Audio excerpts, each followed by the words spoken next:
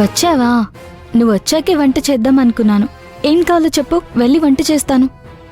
నాకేం వద్దు శౌర్య, అసలు ఇక్కడ ఉండాలనిపించట్లేదు. ఏమైంది సిద్ధార్థ్?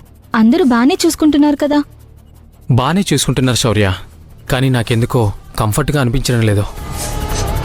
ఇబ్బందిగా ఉంటుంది. ఎటు కదలాలన్నా ఏం చేయాలన్నా బావగారు ఏమనుకుంటారో, వదిన ఏమనుకుంటుందో అని ఆలోచించాల్సి వస్తుంది.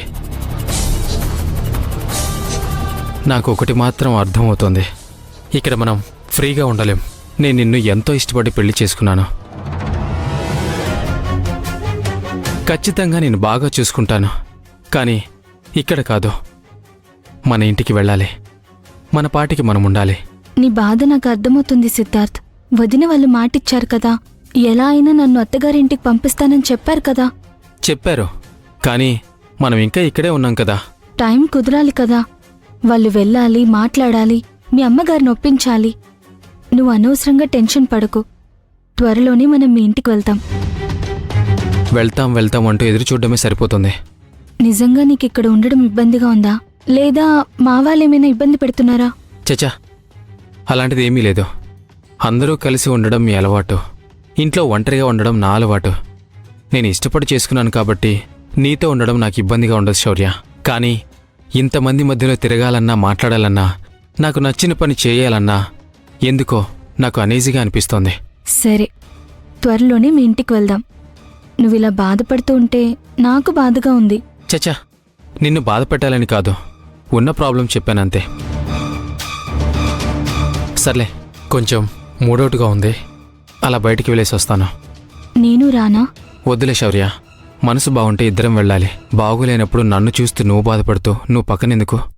నేను వెళ్ళొస్తానులే.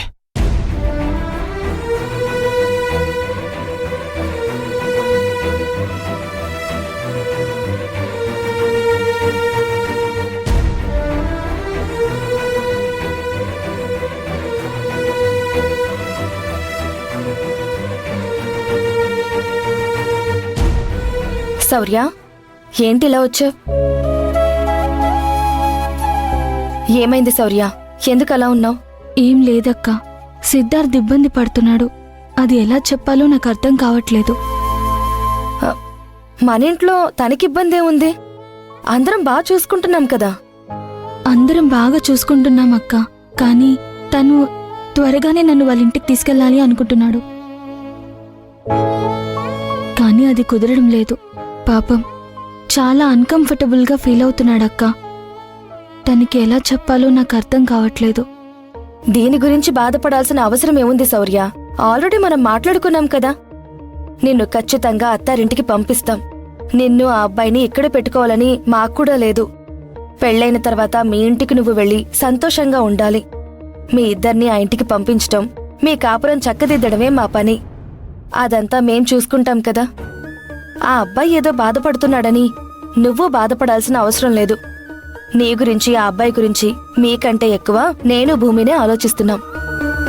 సిద్ధార్థ్ అలా బాధపడుతుంటే చూసి నేను తట్టుకోలేకపోతున్నానక్క.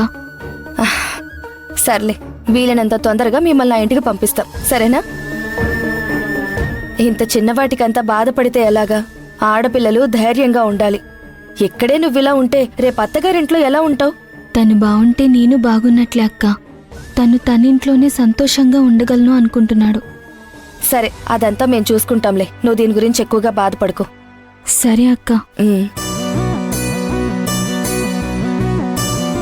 ఏమైంది మహా? శౌర్య ఏంటి అలా ఉంది? ఏం లేదులేండి. మహా, తను అలా డల్గా ఉందంటే ఏదో కారణం ఉండుంటుంది. తన బాధ ఏదో నీతో చెప్పుకోవాలని వచ్చుంటుంది. నా దగ్గర దాస్తావెందుకు? మీ దగ్గర దాచిపెట్టాలని కాదండి. సిద్ధార్థ త్వరగా వాళ్ళ ఇంటికి వెళ్లాలని ఆశపడుతున్నాడంట. భూమి నేను అదే పనిలో ఉన్నాం. ఆ మాటే తనకి చెప్పి పంపించాను. అవును, పరిహారం కోసం కూడా వెళ్ళాలి కదా. ఎప్పుడు వెళ్తున్నారు? ముందు ఆ పని చూడండి. లేదండి, అంతకంటే ముఖ్యమైన పని ఇక్కడుంది. అది మీతో ఎలా చెప్పాలో నాకు అర్థం కావడం లేదు. నాకు తెలియని విషయం ఉందా? ఏమైంది మహా? నా దగ్గర కూడా దాస్తున్నావా? చచ్చా, మీ దగ్గర దాచాలని కాదండి, ఎలా చెప్పాలో అర్థం కావడం లేదు. ఏం పర్వాలేదు, నేను అర్థం చేసుకోగలుగుతాను, చెప్పు.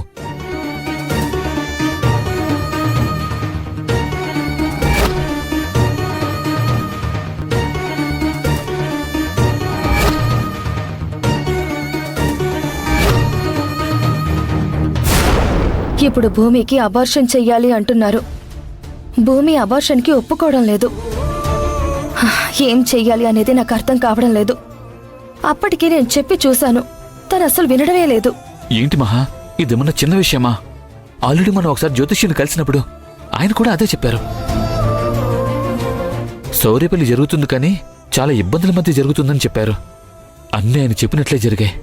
మీ నాన్నగారు చేసిన తప్పుకి శాప విమోచనం చేయాలి, దానికోసం పరిహారం చేసుకోవాలని చెప్పారు. త్వరగా చేసుకోకపోతే ఈ సమస్యలు ఇలాగే పెరిగేలా ఉన్నాయి. కానీ నువ్వేమో భూమి పరిస్థితి ఎలా ఉంది అంటున్నావు. అవునండి, ఇలాంటి పరిస్థితుల్లో తన్నక్కడికి ఎలా పంపించాలో నాకు అర్థం కావడం లేదు. భూమికి ఇంత పెద్ద సమస్య ఉందా? అయినా తన విషయం ఏం పట్టనట్టు ఇంటి గురించి, ఇంట్లో వాళ్ళ గురించి ఆలోచిస్తూనే ఉంది.